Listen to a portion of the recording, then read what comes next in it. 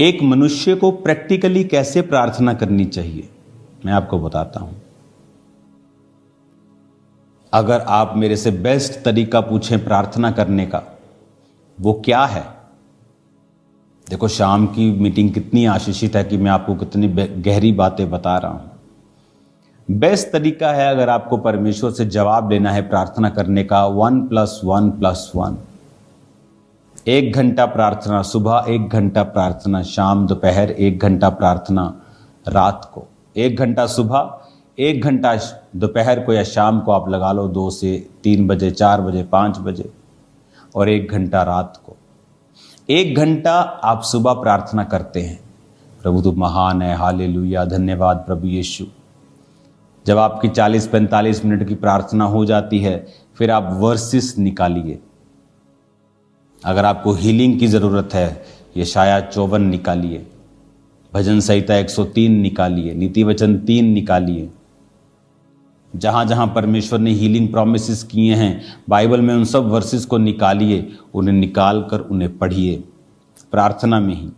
प्रभु तेरे वचन में ये लिखा है। अगर मैं आपको यशाया 40 पढ़िए, 28 से लेकर 31 तक। भजन संहिता 103 पढ़िए, जहाँ पर परमेश्वर ने लिखा है कि वो तेरे अधर्म को क्षमा करता है और तेरे रोगों को चंगा करता है। भजन संहिता 103:3, वही तो तेरे सब अधर्म को क्षमा करता है और तेरे सब रोगों को चंगा करता है। इन वर्सेस को पढ़िए 10-15 मिनट, इन वर्सेस से प्रार्थना कीजिए। उसके बाद अगर आपके पास अनॉइंटिंग ऑयल है, अपने आप को उससे मसा कीजिए। लास्ट में थैंक्स कीजिए, प्रभु तेरे कोड़े खाने से मैं चंगा हो चुका हूं, तेरा थैंक्स करता हूं, आमीन कर दीजिए। दोपहर को फिर 40-45 मिनट प्रार्थना, फिर वर्सेस के साथ परमेश्वर के सामने अपनी वर्सेस से रखनी। इन अध्यायों से, इन वर्सेस को बोलकर प्रभु को बताना कि तेरे वचन में ये लिखा है। और दिन रात कहता मेरे नाम की जो दुहाई देते हैं। संडे थर्सडे दुहाई देने वाले बहुत हैं, चलो संडे जाके दुहाई दे देते हैं। उसके बाद सोमवार क्या, जो सुबह से बर्तन मांज के, जो काम घर का, जो आदमी अपने ऑफिस में जाता है, कोई प्रार्थना वाला जीवन नहीं। शाम को आधा घंटा एक बैठ गए, प्रेयर माउंटेन वाली चलो प्रेयर कर ली, ठीक है, लेकिन जिस प्रार्थना की मैं बात कर रहा हूं, वो आपका न्याय चुकाएगी, आपको परमेश्वर से जवाब लेके देगी। 1+1+1, 1 घंटा सुबह, 1 घंटा दोपहर या शाम। सेम धन्यवाद प्रभु यीशु, 45 मिनट आप प्रभु से अपने दिल की बात। आप अपने जब पिताजी के पास जाते हैं, अपनी माता जी के पास जाते हैं, आप सोच के नहीं जाते कि मैं जब अपने बाप के पास जाऊंगा बोलूंगा, हे हमारे परम पूज्य पिताजी, मुझे कृपया 50 का नोट दीजिए। आप कभी ऐसा नहीं कहते। कुड़ियां देखे, डैडी 50। आप मेरी बात समझ रहे हैं क्या? परमेश्वर भी आपका पिता है, आपके पिता से भी ज्यादा है। आप जब प्रार्थना में बैठते हैं, उससे बात करें, अपने दिल की बात करें। हो सकता है उसमें कुछ इमोशनल चीजें हों, इसलिए मैंने कहा लास्ट 15 मिनट फिर वचन से प्रार्थना कीजिए, ताकि जो वचन से प्रार्थना होती है उसे परमेश्वर दरकिनार नहीं कर सकते, क्योंकि वो अपने वचन का इनकार नहीं कर सकता।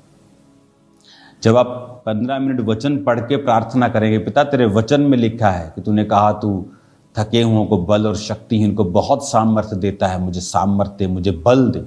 तेरे वचन में लिखा है जो यहोवा की बाट जोहते हैं वो नया बल प्राप्त करते जाएंगे। देख, तेरे वचन में लिखा है कि धर्मी का वंश बचाया जाएगा। क्यों?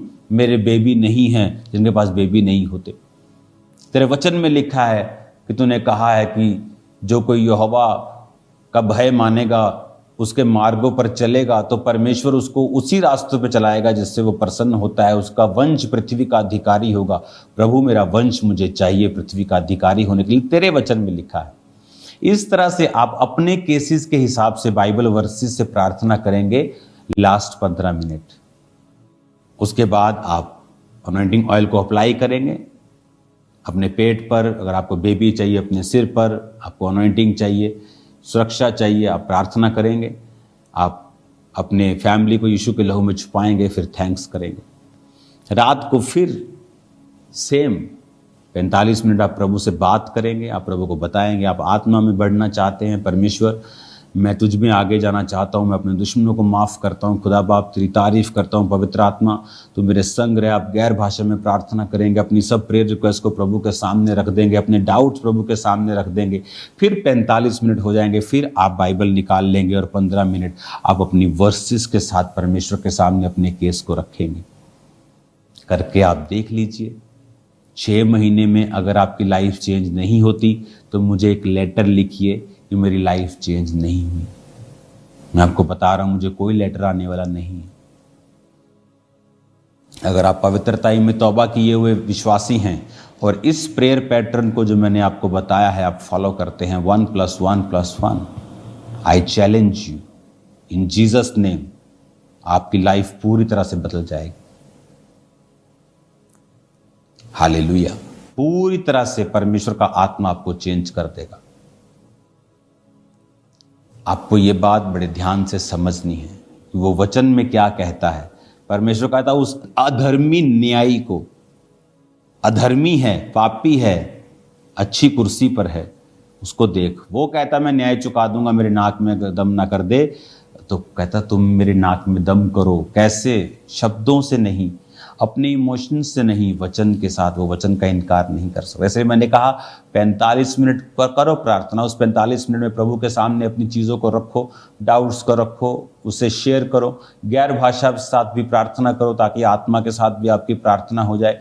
फिर 15-20 मिनट वचन के बीच से करो प्रार्थना। ये नहीं एक बार कर ली फिर 2 दिन बाद कर ली। नो, सुबह, दोपहर, शाम, सुबह, दोपहर, शाम। टीबी का डॉक्टर जब टीबी की दवाई देता है बोलता है एक दिन भी मिस की ना तो दोबारा से कोर्स शुरू होगा। मैं आपको यही कह रहा हूँ, मिस नहीं करना, दिन और रात उसके नाम की दुहाई देते रहना। देखो फिर क्या होता है जब आप वचन के बीच से अपनी प्रेयर रखेंगे कि प्रभु तेरे वचन में लिखा है। अगर कोई बीमार है, मान लो वो नीति वचन 3 पढ़ रहा है, तो वचन में लिखा है। ये सब प्रेयर्स, कौन सी प्रेयर कहाँ लिखी है इसकी बुक में लिख रहा हूं, तो दैट विल हेल्प यू। उसकी बुक में लिख रहा हूं, वो बुक आपको 1 महीने के करीब मिल जाएगी। तो उस बुक में सभी प्रार्थनाएं कहाँ लिखी हैं वो मैंने मेंशन किया है, और प्रेयर भी मेंशन की है कैसे करनी है। हालेलुया। तो इस प्रार्थना से क्या होता है, जैसे मैं नीति वचन 3 उसकी अगर 7 को पढ़ता हूँ, अपनी दृष्टि में बुद्धिमान ना होना, यहोवा का भय मानना और बुराई से अलग रहना, ऐसा करने से तेरा शरीर भला चंगा और तेरी हड्डियां पुष्ट रहेंगी। प्रभु तेरे वचन में लिखा है कि तेरी हड्डियां पुष्ट रहेंगी, शरीर भला चंगा रहेगा। प्रभु मेरे शरीर को भला चंगा कर। इस तरह से आप प्रार्थना करते हैं। तेरे वचन में लिखा है प्रभु तेरी हड्डियां पुष्ट रहेंगी, प्रभु मेरी हड्डियों को पुष्ट कर, मेरे शरीर को पुष्ट कर, ये वाली बीमारी वो वाली बीमारी नाम लेके आप बोलेंगे मेरे जीवन से निकाल दे। जब आप वचन से प्रार्थना कर लेंगे, लास्ट में आप थैंक्स करेंगे, प्रभु आपने मेरी प्रार्थनाओं को सुना, मैं इन जीवितों की धरती पर हूँ, आपका शुक्रगुजारी करने के लिए, आपका थैंक्स करने के लिए मैं रोज आंखें खोलता हूँ। धन्यवाद प्रभु यीशु। सुबह, दोपहर, शाम, सुबह, शाम, रात 3 बार आप प्रार्थना करेंगे। 1 घंटा, 1 घंटा, 1 घंटा, 1 घंटा, 1 घंटा, 1 घंटा। मैंने कहा मुझे फिर लेटर लिखिए 6 महीने बाद। अगर आप की पोजीशन सेम है तो, अगर आपकी लाइफ चेंज नहीं हुई है तो इट्स इम्पॉसिबल। ये नहीं कि आप व्यभिचार में हो और आप 3 घंटे प्रार्थना करें और बोले कि प्रभु आपके साथ बात करेगा इस व्यभिचार को छोड़। आपके जीवन में बड़ा गुनाह कोई नहीं होना चाहिए। ये नहीं कि प्रार्थना जैसे छेद वाली थैली में सिक्के डाले और ऊपर से डाले और नीचे से निकली गए, वो मत करना। आपके जीवन में वो नहीं कि छोटी मोटी गलती हो गई थी आप सोचे कि प्रेयर का उत्तर नहीं आएगा, ऐसा नहीं है। लेकिन कोई बड़ा जानबूझकर किया हुआ गुनाह, चोरी, कोई व्यभिचार, किसी को गिराना, ऐसा आपकी लाइफ में नहीं होना चाहिए। 1+1+1 मैं वेट कर रहा हूं। ये वचन आपकी लाइफ को चेंज कर देगा। आप देखिए फिर, अगर आपका बच्चा नहीं प्रभु में है, 45 मिनट के बाद वंशों की प्रार्थना में वर्सेस के साथ कीजिए। बुक तो आपको जल्दी मिल जाएगी, आप बुक से जान पाएंगे कि वंश की प्रार्थना कहाँ करनी है, डर से मुक्ति के लिए कहाँ करनी है, डिप्रेशन से मुक्ति के लिए बाइबल में कहाँ वचन लिखा है, शारीरिक हीलिंग के लिए, फाइनेंशियल हीलिंग के लिए, कर्जे से मुक्ति के लिए, दोस्त के लिए कैसे प्रार्थना करनी, भाइयों के लिए, सब लिखा है उस बुक में, मिल जाएगी आपको।